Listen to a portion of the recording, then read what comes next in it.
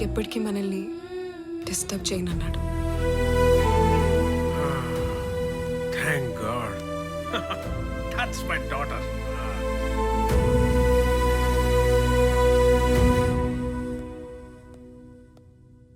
కార్తిక్,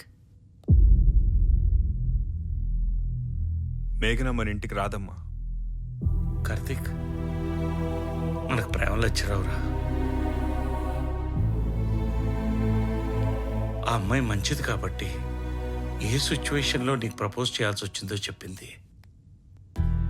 తెలియక గుడ్డిగా ప్రేమించావు. మనం ఎవరినైతే ఎక్కువ ఇష్టపడతామో వాళ్ళని భగవంతుడు దూరం చేస్తాడురా. ఇప్పుడిప్పుడే మనం మీ అక్కయ్య జ్ఞాపకాల నుంచి బయటపడుతున్నాం. నా మాట విని నువ్వు మేఘరాన్ని మర్చిపోయి నీ కెరియర్ మీద కాన్సన్ట్రేట్ చేయి నాన్న. Life is more precious than love.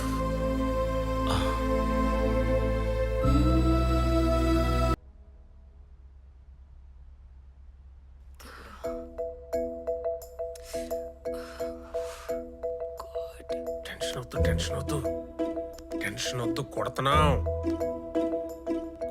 కొట్టబోతున్నాం అంతే.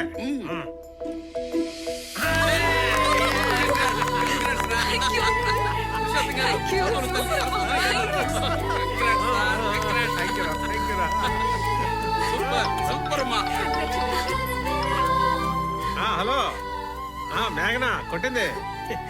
Thank you thank you thank you.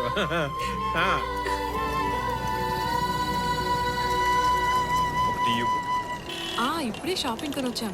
మీరంతా ఎప్పుడు షాపింగ్ అంటారు, నాతో రానే రారు. నెక్స్ట్ టైం మీరందరూ నాతో రావాలి. సరే, ఇప్పుడైతే నేను షాపింగ్ చేసుకోవాలి.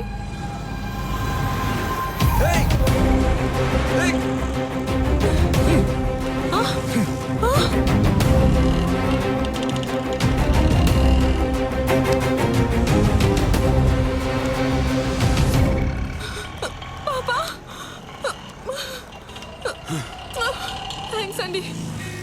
పాప మీతో పాటు వస్తుందో లేదో చూసుకోవాలి కదండి. వస్తుందనుకున్నానండి. రఘు, ఏమైంది? కార్తిక్, వీడెందుకు పెళ్లి చేసుకున్నారు? రఘు మీకు ముందే తెలుసా? వీడి వల్లే మా అక్క చనిపోయింది. అంటే అంజలి తమ్ముడు మీరేనా? రఘు మీ సిస్టర్ గురించి అంతా చెప్పే నన్ను పెళ్లి చేసుకున్నాడు.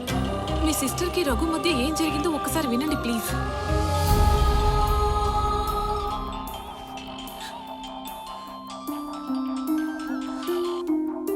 Raghu, Anjali, I'm sorry Anjali. ఏమైపోయావు రఘు? మార్నింగ్ నుంచి ఒక్క కాల్ కూడా లిఫ్ట్ చేయలేదు. మీ ఇంటి దగ్గర మనం ఎప్పుడు కలుసుకునే పానీపూరి బండి దగ్గర వెయిట్ చేస్తున్నాను అంజలి. 5 minutes రఘు, వచ్చేస్తున్నాను, అక్కడే ఉండు. ఏంటి రఘు ఇలా చేసావు? వచ్చేసాను అంజలి, అందరినీ వదిలి వచ్చేసాను అంజలి. నాకు ఇప్పుడు ప్రపంచంలో నువ్వు తప్ప ఇంకెవ్వరు లేరు అంజలి.